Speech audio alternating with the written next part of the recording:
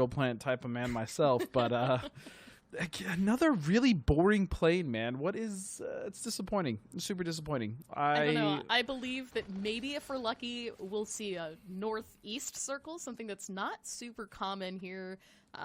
We don't usually see those circles go north of Al-Zahar, but as everybody starts to take a little bit of time to get their looting, landing, boots on the grounds, we're going to see where this first circle takes us, and all right. Is that north? Okay. Is that north very enough for different. you? No, this is a very fun circle. We've actually seen this. What's going on with that team? I can't put my finger on it.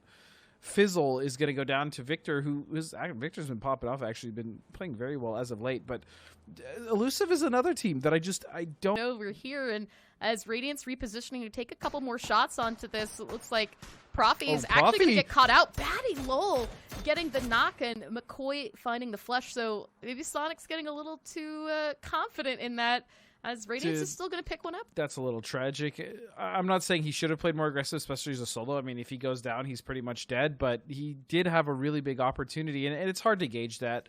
Again, I don't fault him for it, but unfortunately, ATC is going to recover 3. And as ATC recovers 3, Illusion setting up the angles all around them here as Icy Flex just trying to find that angle on here. Maro's actually going to go down to top dog. We will get that headshot. So it's one player down for ATC, and it's starting to fall apart again. They're taking some blue damage, but it's only phase 1, so they've got a little bit of time to fight this out right now as Marcelic trying to find a knock here onto Illusion. Will get it. Man. It's Icy Flex that goes down, but you still got top dog and Ranger in this area, and immediately working once more on that res. This is just such a risky play. You've got so many enemies in the area, and the circle is meanwhile is going to shift, and it's going to stay moderately on all of these teams.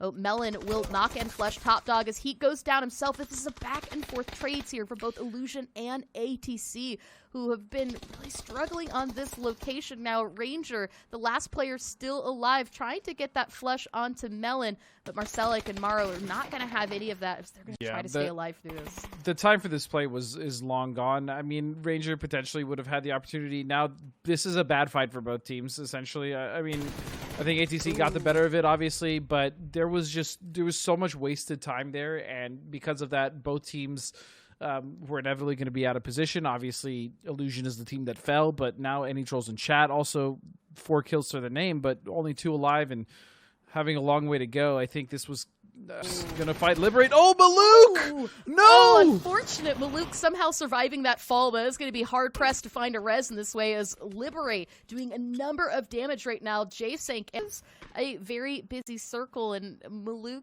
Hardship, Chuba, that was a bit of a blunder, and now they're going to have to figure out how to get out of this bowl as we see the circle is not going to move too far from... Shifting a little bit. They're actually about to fight Zenith.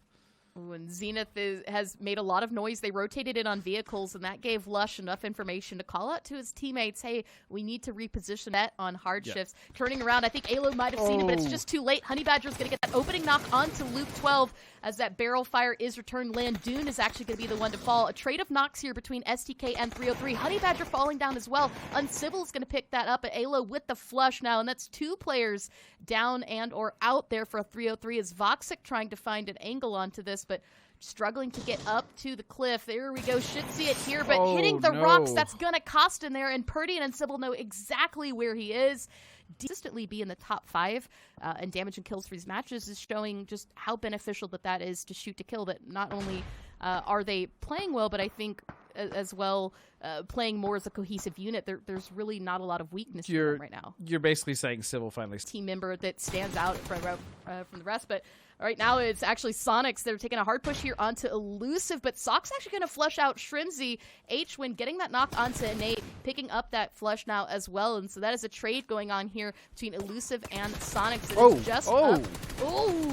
H-Win unfortunately getting found out there by Sock now. It's only up to Mime there as J All Day is actually in another compound and wasn't able to lend a hand, but it didn't matter here. Elusive was able to get a couple of kills out of this, unfortunately for Sonics. And as the circle has kind of started to, again, go back to these little open hill mountainous regions with fewer and fewer compounds left into play.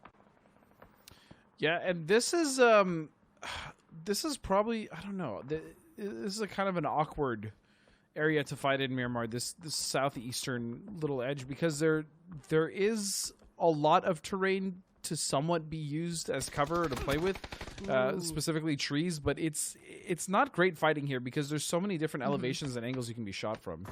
I know, and we did see that was left of 303 got cleaned up by Zenith as well as Wildcard, but it's down here to the south. STK and Hardships that have been going back and forth. Chuba's still knocked, but Purdy Curdy, you know, really it's kind of been lighting up into this, and now Maluk, who was the first one to get knocked, is the last one to go out. Unfortunately, Hardships going out in 13th place.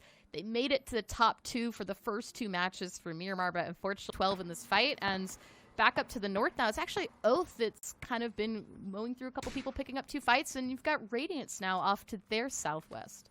Yeah, this is for the west, and right now, technically Oath with the vehicles, I mean, they can probably just peace out and even go maybe a little bit to their north if they want to, or they can choose to try to hold out Radiance. I mean, the option is up to exactly where TAC 8 is. They've gotten a couple of knocks, taken out Liam in this area, and again now back out to the east. We've got Zenith once again hard push now onto STK as Roth is going to get that knock onto Uncivil. Nice trying to pick up the flush, can't find it just yet. Smokes are out and Flash is going to hit Roth as you see that animation strike through, and unfortunately STK gets eliminated. It's actually going to be Drassel that gets that final kill, onto McCoy as Roth, that clears house there for Zenith. But, you know, they're not in the zone. And you can see on the minimap, you've got Roth. Liberate waiting for them.